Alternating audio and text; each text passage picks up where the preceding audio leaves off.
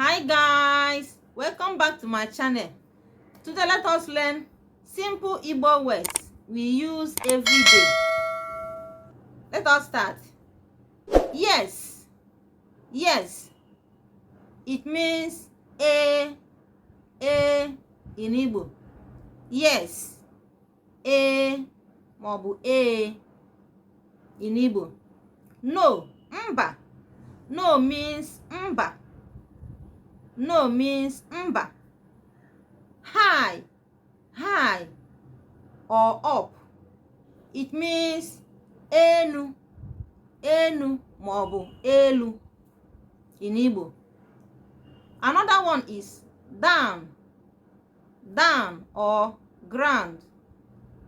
Down or ground. It means ana or ala or ani, depending your dialect. Water, mmiri. Water, mmiri. Fire, ọkụ. Fire, ọkụ. Hot water, mmiri ọkụ. Hot water, mmiri ọkụ. School, ụlọ akwụkwọ. School, ụlọ akwụkwọ. Church, ụlọ ụka. Church, ụlọ ụka in Igbo. Court, ụlọikpe. Ụlọikpe, court, ụlọikpe. Day, ụbọchị. Day, ụbọchị. Week, izu. Week, izu. Month, ọnwa. Month, ọnwa. Year, afọ. Year, afọ in Igbo language.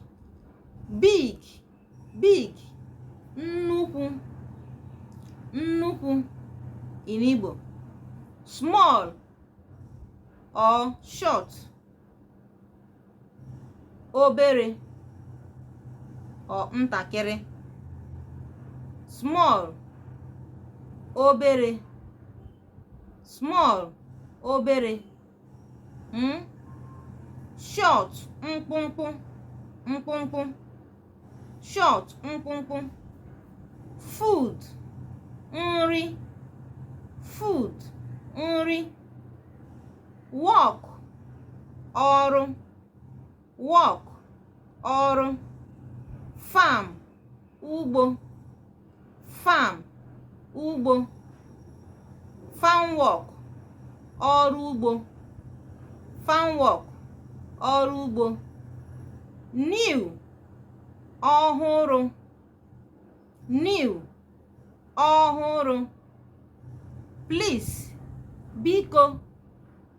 Please, biko. Part or beside. Part or beside. Akụkụ. Akụkụ. Part, akụkụ. Like or as in. Either you say like or as in. It means in Igbo dịka. Old, ochie. Old, ochie.